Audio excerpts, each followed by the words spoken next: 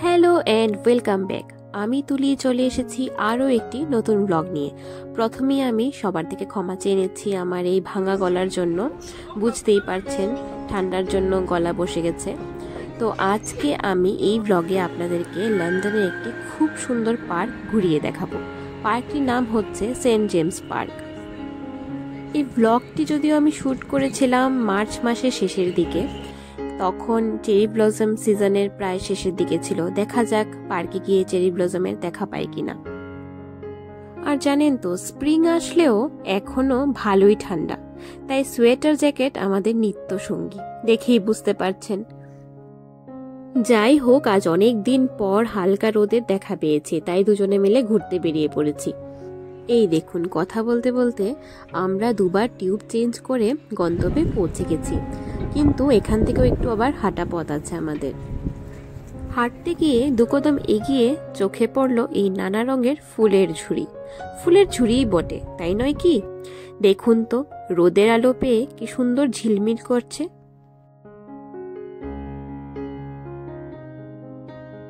পার্কে ঢুকতেই সামনের জায়গাটা দারুণ সুন্দর, আর তার মধ্যেই কাঠবেড়ালি ও পায়রার লুকোচুরি খেলাও জমেছে ভালোই।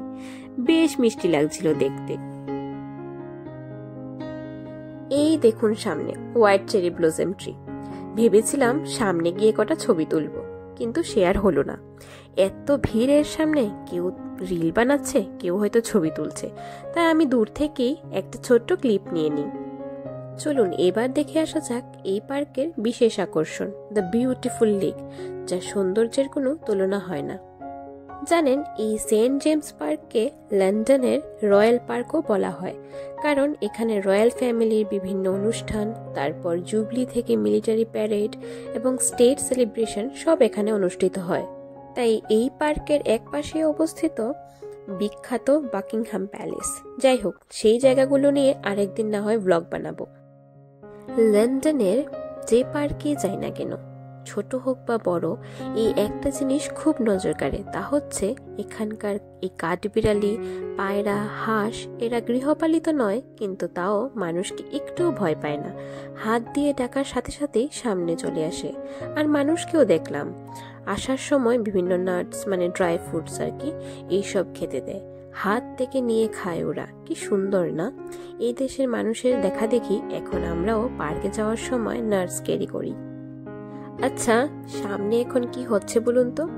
আসলে ওরা সবাইকে খেতে দিয়েছে, কিন্তু এই হাঁসটা সব খেয়ে নিয়ে কাঠবিড়ালিকে আর খেতে দিচ্ছে না, তাই ওরা বাকিতে তাড়াচ্ছে। আর এই বেচারা কাঠবিড়ালি ভয় পেয়ে যা পেরেছে একসাথে সবকটা নাটস মুখে পড়েছে।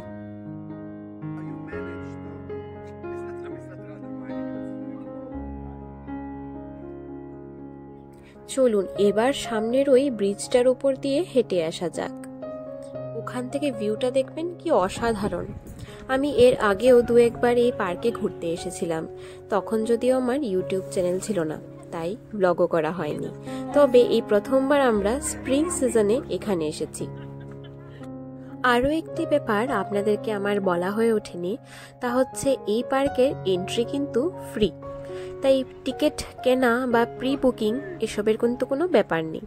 তাই যারা ইউকেতে আছেন অথবা লন্ডনে থাকেন কিংবা লন্ডনে ঘুরতে আসার প্ল্যান করছেন, আপনারা চাইলেই এই পার্কটা একবার ঘুরে আসতে পারেন।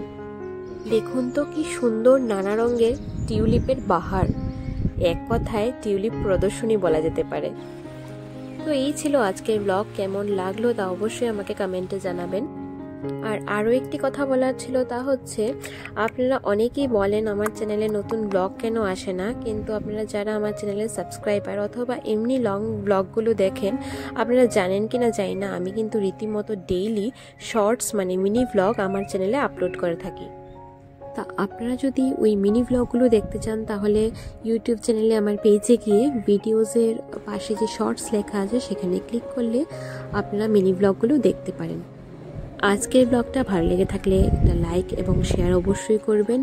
তো আজ আমি এখানেই বিদায় নিচ্ছি, আবার দেখা হবে নতুন কোনো ব্লগে। সবাই ভালো থাকবেন, সুস্থ থাকবেন।